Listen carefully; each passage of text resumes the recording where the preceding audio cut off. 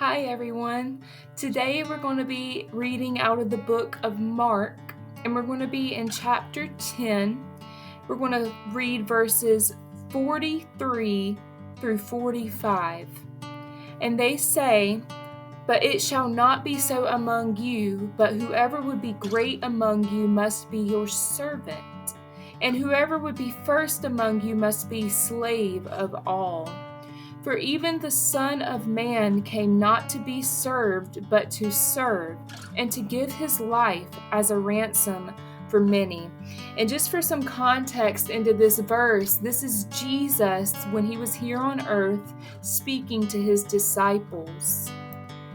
So basically, the conversation here, the disciples are really focused on status and on having a place of honor beside God, and they're kind of arguing among themselves with this, and there's a bit of competition here in their minds.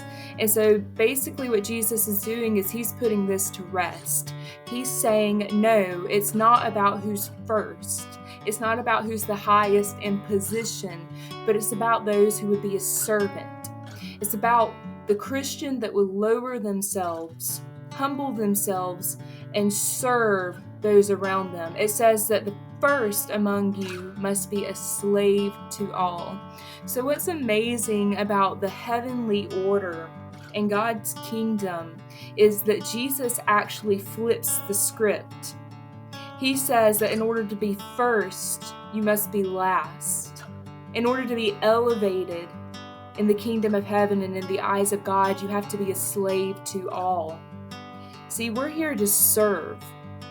We're here to serve those around us, to put our wants and our desires last, to serve Jesus by serving people, by loving people, by becoming a slave, and by being a servant here in the world and in the church and in our homes and in our families.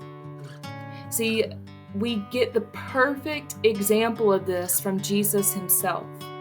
Verse 45, it said, "For the Son of Man even came not to be served, but he came to serve. And he came to give his life as a ransom for many." If Jesus came here to earth to serve us, being as unworthy as we are, he came to serve us, and he served us in the ultimate way by giving up his own life. How much more are we called to serve others and to be servants here on earth? Jesus set the perfect example of servant leadership, of what it means to be a Christian and a Christ follower. It means to serve, to lead by serving. It's amazing to think about how Jesus completely flips the script on us in this way. Normally, we would think of positions of power and authority, high up positions, as that being the form of elevation. But according to Jesus, it's the opposite. We are elevated in the kingdom of Christ when we humble ourselves and lower ourselves to the position of a servant.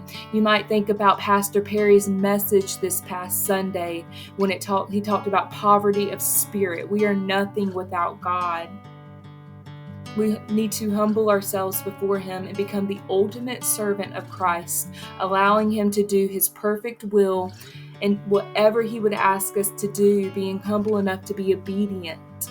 It's not going to be about you. It's not going to be about elevating yourself. It's not going to be about always what you want, but it's about those around you.